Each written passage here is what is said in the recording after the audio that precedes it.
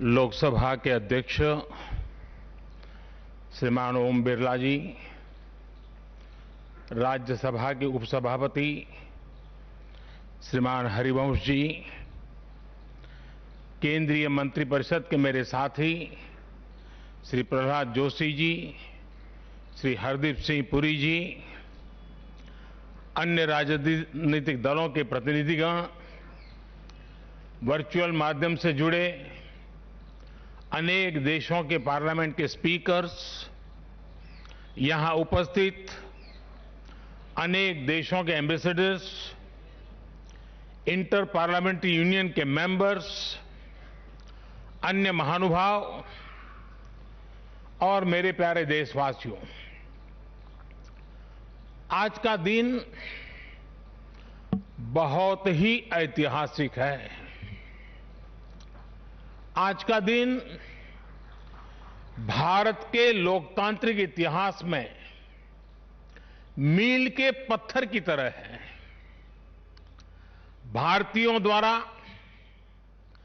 भारतीयता के विचार से ओतप्रोत भारत के संसद भवन के निर्माण का शुभारंभ हमारी लोकतांत्रिक परंपराओं के सबसे अहम पड़ाव में से एक है।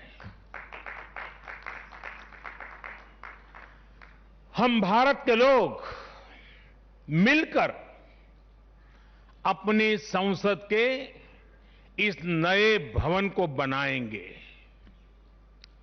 और साथियों, इससे सुंदर क्या होगा, इससे पवित्र क्या होगा जब भारत अपनी आजादी के 75 वर्ष का पर्व मनाए तो उस पर्व की साक्षात प्रेरणा हमारी संसद की नई इमारत बने।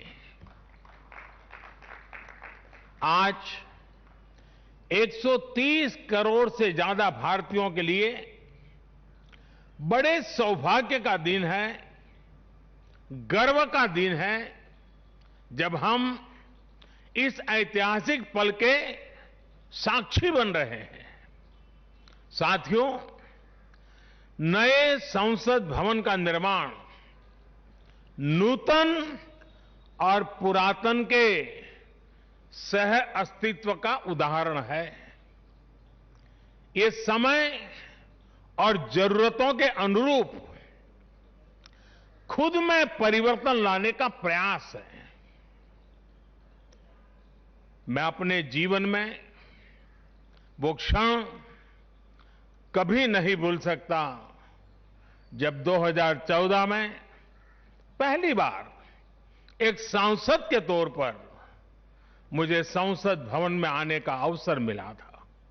तब लोकतंत्र के इस मंदिर में कदम रखने से पहले मैंने सिर झुकाकर, माथा टेककर लोकतंत्र के इस मंदिर को नमन किया था। हमारे वर्तमान संसद भवन ने आजादी के आंदोलन और फिर स्वतंत्र भारत को गढ़ने में अपनी अहम भूमिका निभाई है।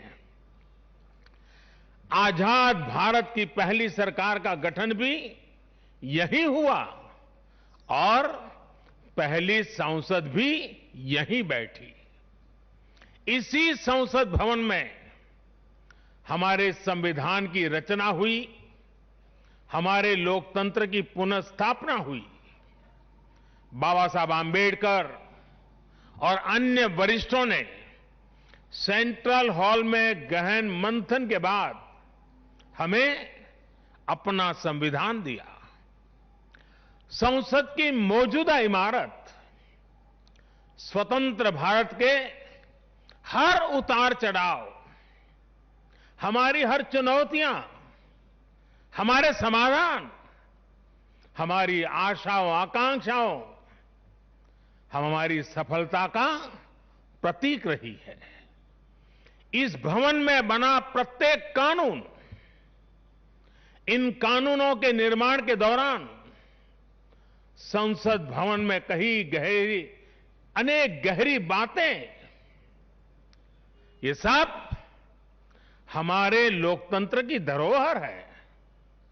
लेकिन साथियों, संसद के शक्तिशाली इतिहास के साथ ही यथार्थ को भी स्वीकारना उतना ही आवश्यक है। ये इमारत अब करीब करीब 100 साल की हो रही है। बीते दशकों में इसे तत्कालीन जरूरतों को देखते हुए निरंतर अपग्रेड किया गया। इस प्रक्रिया में कितनी ही बार दीवारों को तोड़ा गया है, कभी नया साउंड सिस्टम, कभी फायर सेफ्टी सिस्टम, कभी आईटी सिस्टम। लोकसभा में बैठने की जगह बढ़ाने के लिए तो दीवारों को भी हटाया गया। इतना कुछ होने के बाद संसद का ये भवन अब विश्राम मांग रहा है। अभी लोकसभा अध्यक्ष जी भी बता रहे थे कि किस तरह बरसों से मुश्किलों भरी स्थिति रही है। बरसों से नए संसद भवन की जरूरत महसूस की गई है। ऐसे में ये हम सभी का दायित्व बनता है कि 21वीं सदी के भारत को अब एक नया संसद भवन मिले। इसी दिशा में आज ये शुभारंभ हो रहा है और इसलिए आज जब हम एक नए संसद भवन का निर्माण कार्य शुरू कर रहे हैं तो वर्तमान संसद परिषद के जीवन में नए वर्ष भी जोड़ रहे हैं। साथियों, नए संसद भवन में ऐसी अनेक नई चीजें की जा रही हैं जिससे सांसदों की एफिशिएंसी बढ़ेगी, उनके वर्क कल्चर में आधुनिक तौर तरीके आएंगे। अब जैसे अपने सांसदों से मिलने के लिए उनके संसदीय क्षेत्र से लोग आते हैं, तो अभी जो संसद भवन है उसमें लोगों को बहुत दिक्कत होती है। आम जनता को दिक्कत होती है, नागरिकों को दिक्कत होती है। आम जनता को अपनी कोई परेशानी अपने सांसद को बतानी है, कोई सुख दुख बांटना है, तो इसके लिए भी संसद भवन में स्थान की बहुत कमी महसूस होती है। भविष्य में प्रत्येक सांसद के पास ये सुविधा होगी कि वो अपने क्षेत्र के लोगों से यहीं निकट में ही, इसी ये विशाल परिसर के बीच में ही उनको एक व्यवस्था मिलेगी ताकि वो अपने संसदीय क्षेत्र से आए लोगों को उनके सुख दुख बांट सके। साथियों, पुराने संसद भवन ने स्वतंत्रता के बाद के भारत को दिशा दी, तो नया भवन आत्मनिर्भर भारत के निर्माण का गवाह बनेगा। पुराने संसद भवन में देश की आवश्यकताओं की पूर्ति के लिए काम हुआ, तो नए भवन में 21वीं सदी के भारत की आकांक्षाएं पूरी की जाएगी। जैसे आज इंडिया गेट से आगे नेशनल वॉर मेमोरियल ने राष्ट्रीय पहचान बनाई है, वैसे ही संसद का नया भवन अपनी पहचान स्थापित करेगा। देश के लोग, आने वाली पीढ़ियां नए भवन को देखकर गर्व करेगी कि ये स्वतंत्र भारत में बना है। आजादी के 75 वर्ष का स्मरण करते हुए इसका निर्माण हुआ है। साथियों, संसद भवन की शक्ति का स्रोत उसकी ऊर्जा का स्रोत हमारा लोकतंत्र है।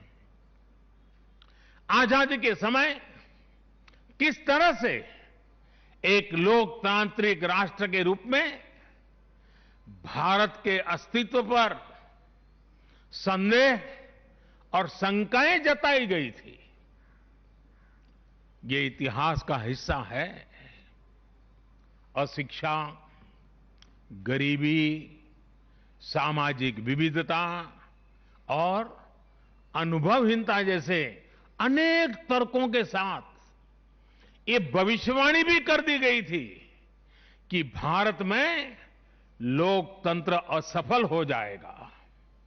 आज हम गर्व से कह सकते हैं कि हमारे देश ने उन आशंकाओं को न सिर्फ गलत सिद्ध किया है, बल्कि 21वीं सदी की दुनिया भारत को अहम लोकतांत्रिक ताकत के रूप में आगे बढ़ते हुए देख भी रही है।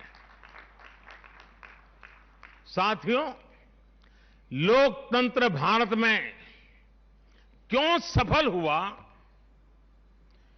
क्यों सफल है और क्यों कभी लोकतंत्र पर आंच नहीं आ सकती, ये बात हमारी हर पीढ़ी को जानना समझना बहुत आवश्यक है।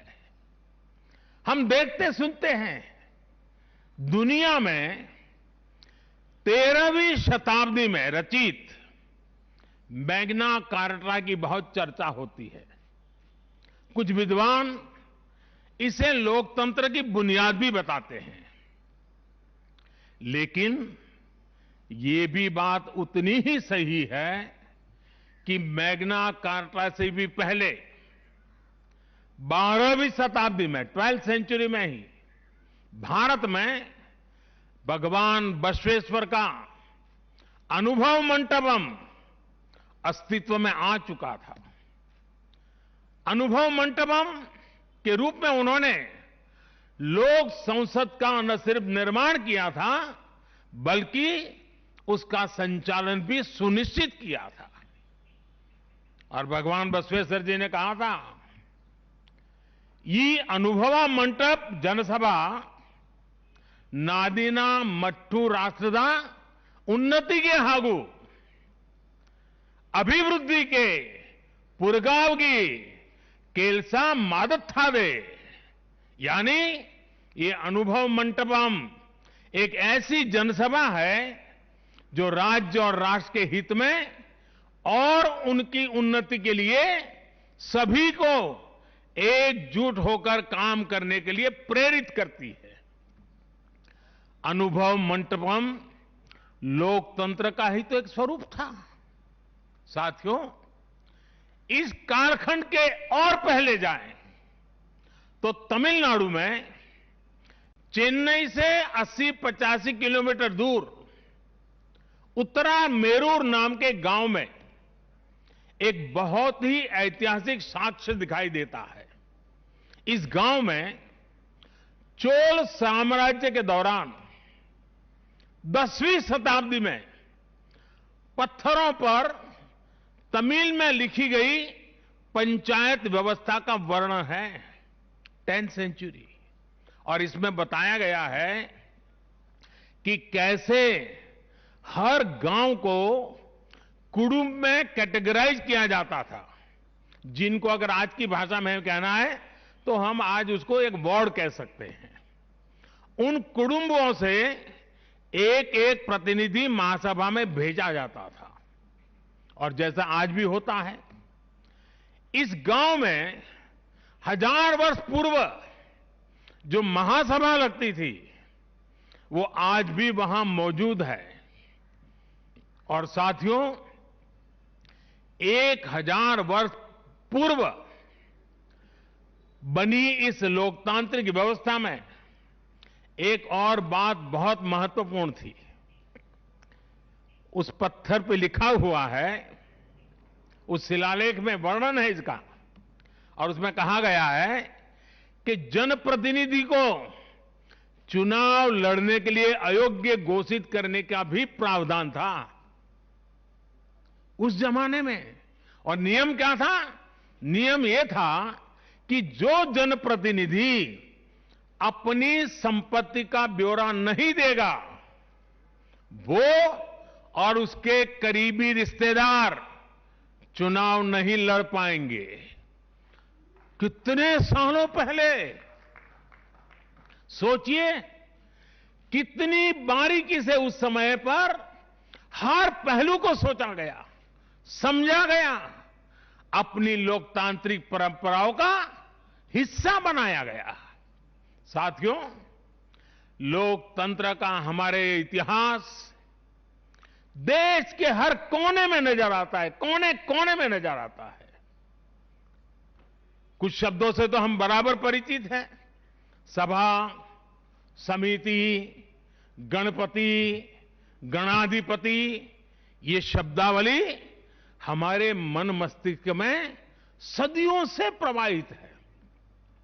सदियों पहले शाक्य, मल्ल और बेज्जी जैसे गणतंत्र हो, लिच्छवी, मल्लक, मड़क और कंबोज जैसे गणराज्य हो, या फिर मौर्य काल में कलिंग, सभी ने लोकतंत्र को ही शासन का आधार बनाया था। हजारों साल पहले रचित हमारे वेदों में से ऋग्वेद में लोकतंत्र के विचार को समज्ञान यानी समूह चेतना, कलेक्टिव कॉन्शियसनेस के रूप में देखा गया है। साथियों, आमतौर पर अन्य जगहों पर जब डेमोक्रेसी की चर्चा होती है तो ज्यादातर चुनाव की प्रक्रिया, इलेक्टेड मेंबर्स, उनके गठन की रचना, शासन प्रशासन, लोकतंत्र की परिभाषा इन्हीं चीजों के आसपास रहती है। इस प्रकार की व्यवस्था पर अधिक बल देने को ही ज्यादातर स्थानों पर उसी को डेमोक्रेसी कहते हैं। लेकिन भारत में लोकतंत्र एक संस्कार है। भारत के लिए लोकतंत्र जीवन मूल्य है, जीवन पद्धति है, राष्ट्र जीवन की आत्मा है। भारत का लोकतंत्र सदियों के अनुभव से विकसित हुई व्यवस्था है। भारत के लिए लोकतंत्र में जीवन मंत्र भी है, जीवन तत्व भी है और साथ ही व्यवस्था का तंत्र भी है, तत्व भी है, तंत्र भी है। समय समय पर इसमें व्यवस्थाएं बदलती रही, प्रक्रियाएं बदलती रही, लेकिन आत्मा लोकतंत्र ही रही। और विडंबना देखिए, आज भारत का लोकतंत्र हमें पश्चिमी देशों से न समझाया जाता है। जब हम विश्वास के साथ अपने लोकतांत्रिक इतिहास का गौरवगान करेंगे तो वो दिन दूर नहीं जब दुनिया भी कहेगी India is mother of democracy, India is mother of democracy, India is mother of democracy. साथियों, भारत के लोकतंत्र में समाहित शक्ति ही देश के विकास को नई ऊर्जा दे रही है, देशवासियों को नया विश्वास दे रही है। दुनिया के अनेक देशों में जहां लोकतांत्रिक प्रक्रियाओं को लेकर अलग स्थिति बन रही है, वहीं भारत में लोकतंत्र नित्य नूतन हो रहा है। हाल के वर्षों में हमने देखा है कि कई लोकतांत्रिक देशों में अब वोटर टर्नआउट लगातार घट रहा है। इसके विपरीत भारत में हम हर चुनाव के साथ वोटर टर्नआउट को बढ़ाते हुए देख रहे हैं, बढ़ता हुआ देख रहे हैं। इसमें भी महिलाओं और युवाओं की भागीदारी निरंतर बढ़ती जा रही है। साथियों, इस विश्वास की, इस आस्था की वजह है भारत में लोकतंत्र हमेशा से ही गवर्नेंस के साथ ही मतभेदों और विरोधाभासों को सुलझाने का महत्वपूर्ण माध्यम भी रहा है। अलग अलग विचार, अलग अलग दृष्टिकोण, ये सब बातें एक वाइब्रेंट डेमोक्रेसी को सशक्त करते हैं। डिफरेंसेस के लिए हमेशा जगह हो, लेकिन डिस्कनेक्ट कभी ना हो, इसी लक्ष्य को लेकर हमारा लोकतंत्र आगे बढ़ा है। गुरु नानक देव जी ने, और बड़ी सटीक बात कही है, गुरु नानक देव जी ने भी कहा है, जब लग दुनिया रही है नानक, जब लग दुनिया रही है नानक, किछु सुनिए किछु कहिए। यानी जब तक संसार रहे तब तक संवाद चलते रहना चाहिए। कुछ कहना और कुछ सुनना, यही तो संवाद का प्राण है, यही लोकतंत्र की आत्मा है। पॉलिसीज में अंतर हो सकता है, पॉलिटिक्स में भिन्नता हो सकती है, लेकिन हम पब्लिक की सेवा के लिए हैं। इस अंतिम लक्ष्य में कोई मतभेद नहीं होना चाहिए। वाद संवाद संसद के भीतर हो या संसद के बाहर, राष्ट्र सेवा का संकल्प, राष्ट्रहित के प्रति समर्पण लगातार झलकना चाहिए। और इसलिए आज जब नए संसद भवन का निर्माण शुरू हो रहा है, तो हमें याद रखना है कि वो लोकतंत्र जो संसद भवन के अस्तित्व का आधार है, उसके प्रति आशावाद को जगाए रखना हम सभी का दायित्व है। हमें हमेशा याद रखना है कि संसद पहुंचा हर प्रतिनिधि जवाबदेह है। ये जवाबदेही जनता के प्रति भी है और संविधान के प्रति भी है। हमारा हर फैसला राष्ट्र प्रथम, नेशन फर्स्ट, इसकी भावना से ही होना चाहिए। हमारे हर फैसले में राष्ट्रहित सर्वोपरि रहना चाहिए।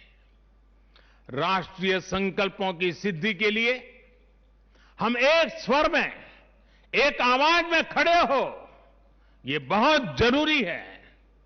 साथियों, हमारे यहां जब मंदिर के भवन का निर्माण होता है, तो शुरू में उसका आधार सिर्फ ईंट पत्थर ही होता है।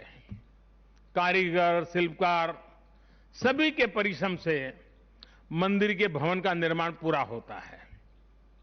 लेकिन वो भवन एक मंदिर तब बनता है, उसमें पूर्णता तब आती है जब उसमें प्राण प्रतिष्ठा होती है। प्राण प्रतिष्ठा होने तक वो सिर्फ एक इमारत ही रहता है। साथियों, नया संसद भवन भी बनकर तो तैयार हो जाएगा, लेकिन वो तब तक एक इमारत ही रहेगा जब तक उसकी प्राण प्रतिष्ठा नहीं होगी। लेकिन ये प्राण प्रतिष्ठा किसी एक मूर्ति की नहीं होगी। लोकतंत्र के इस मंदिर में इसका कोई विधा विधान भी नहीं है, विधि विधान भी नहीं है। इस मंदिर की प्राण प्रतिष्ठा करेंगे इसमें चुनकर आने वाले जनप्रतिनिधि उनका समर्पण, उनका सेवा भाव इस मंदिर की प्राण प्रतिष्ठा करेगा। उनका आचार, विचार, व्यवहार इस लोकतंत्र के मंदिर की प्राण प्रतिष्ठा करेगा।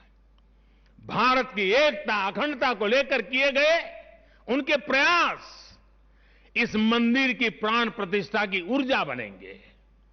जब एक एक जनप्रतिनिधि अपना ज्ञान, अपना कौशल्य, अपनी बुद्धि, अपनी शिक्षा, अपना अनुभव पूर्ण रूप से यहां निचोड़ देगा, राष्ट्रहित में निचोड़ देगा, उसी का अभिषेक करेगा, तब इस नए संसद भवन की प्राण प्रतिष्ठा होगी।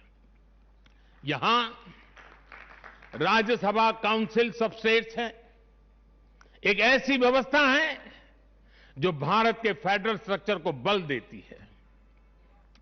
राष्ट्र के विकास के लिए राज्य का विकास, राष्ट्र के विकास के लिए राज्य का विकास, राष्ट्र की मजबूती के लिए राज्य की मजबूती, राष्ट्र के कल्याण के लिए राज्य का कल्याण, इस मूलभूत सिद्धांत के साथ काम करने का हमें प्रण लेना है। पीढ़ी दर पीढ़ी आने वाले कल में जो जनप्रतिनिधि यहां आएंगे, उनके शपथ लेने के साथ ही प्राण प्रतिष्ठा के इस महायज्ञ में उनका योगदान शुरू हो जाएगा। इसका लाभ देश के कोटि कोटि जनों को होगा। संसद की नई इमारत एक ऐसी तपोस्थली बनेगी जो देशवासियों के जीवन में खुशहाली लाने के लिए काम करेगी, जन कल्याण का काम करेगी। साथियों, 21वीं सदी भारत की सदी हो, यह हमारे देश के महापुरुषों और महान नारियों का सपना रहा है। लंबे समय से इसकी चर्चा हम सुनते आ रहे हैं। 21वीं सदी भारत की सदी तब बनेगी जब भारत का एक एक नागरिक अपने भारत को सर्वश्रेष्ठ बनाने के लिए अपना योगदान देगा। बदलते हुए विश्व में भारत के लिए अवसर बढ़ रहे हैं। कभी कभी तो लगता है जैसे अवसर की बाढ़ आ रही है। इस अवसर का हमें किसी भी हालत में, किसी भी सूरत में इन अवसरों को हमें हाथ से निकलने नहीं देना है। पिछली शताब्दी के अनुभवों ने हमें बहुत कुछ सिखाया है। उन अनुभवों से सीखे और उन अनुभवों की सीख हमें बार बार याद दिला रही है कि अब समय नहीं गंवाना है, समय को साधना है। साथियों, एक बहुत पुरानी और महत्वपूर्ण बात मैं आज जिक्र करना चाहता हूं। वर्ष 1897 में स्वामी विवेकानंद जी ने देश की जनता के सामने 1897 में कहा था कि अगले 50 सालों के लिए उन्होंने एक आह्वान किया था और स्वामी जी ने कहा था कि आने वाले 50 सालों तक भारत माता की आराधना ही सर्वोपरि हो। देशवासियों के लिए उनका यही एक काम, भारत माता की आराधना। और हमने देखा उस महापुरुष की वाणी की ताकत। इसके ठीक 50 वर्ष बाद 1947 में भारत को आजादी मिल गई थी। आज जब संसद के नए भवन का शिलान्यास हो रहा है तो देश को एक नए संकल्प का भी शिलान्यास करना है। हर नागरिक को नए संकल्प का शिलान्यास करना है। स्वामी विवेकानंद जी ने उनके उस आह्वान को याद करते हुए हम सबको ये संकल्प लेना है। ये संकल्प हो इंडिया फर्स्ट का, भारत सर्वोपरि। हम सिर्फ और सिर्फ भारत की उन्नति, भारत के विकास को ही अपनी आराधना बना ले। हमारा हर फैसला देश की ताकत बढ़ाए, हमारा हर निर्णय, हर फैसला एक ही तराजू में तोला जाए, और वो तराजू है देश का हित सर्वोपरि, देश का हित सबसे पहले। हमारा हर निर्णय वर्तमान और भावी पीढ़ी के हित में हो। साथियों, स्वामी विवेकानंद जी ने तो 50 वर्ष की बात की थी। हमारे सामने 25-26 साल बाद आने वाली भारत की आजादी की 100वीं वर्षगांठ है, जब देश वर्ष 2047 में 2047 में अपनी स्वतंत्रता के 100वें वर्ष में प्रवेश करेगा। तब हमारा देश कैसा हो, हमें देश को कहां तक ले जाना है, इस 25-26 वर्ष कैसे हमें खप जाना है, इसके लिए हमें आज संकल्प लेकर काम शुरू करना है। जब हम आज संकल्प लेकर देश हित को सर्वोपरि रखते हुए काम करेंगे, तो देश का वर्तमान ही नहीं बल्कि देश का भविष्य भी बेहतर बनाएंगे। आत्मनिर्भर भारत का निर्माण, समृद्ध भारत का निर्माण अब रुकने वाला नहीं है, कोई रोक भी नहीं सकता। साथियों, हम भारत के लोग ये प्रण करें, हमारे लिए देश हित से बड़ा और कोई हित कभी नहीं होगा। हम भारत के लोग ये प्रण करें, हमारे लिए देश की चिंता अपनी खुद की चिंता से बढ़कर होगी। हम भारत के लोग ये प्रण करें, हमारे लिए देश की एकता अखंडता से बढ़कर कुछ नहीं होगा। हम भारत के लोग ये प्रण करें, हमारे लिए देश के संविधान की मान मर्यादा और उसकी अपेक्षाओं की पूर्ति जीवन का सबसे बड़ा ध्येय होगी। हमें गुरुदेव रविन्द्रनाथ टैगोर की ये भावना हमेशा याद रखनी है। और गुरुदेव रविन्द्रनाथ टैगोर की भावना क्या थी?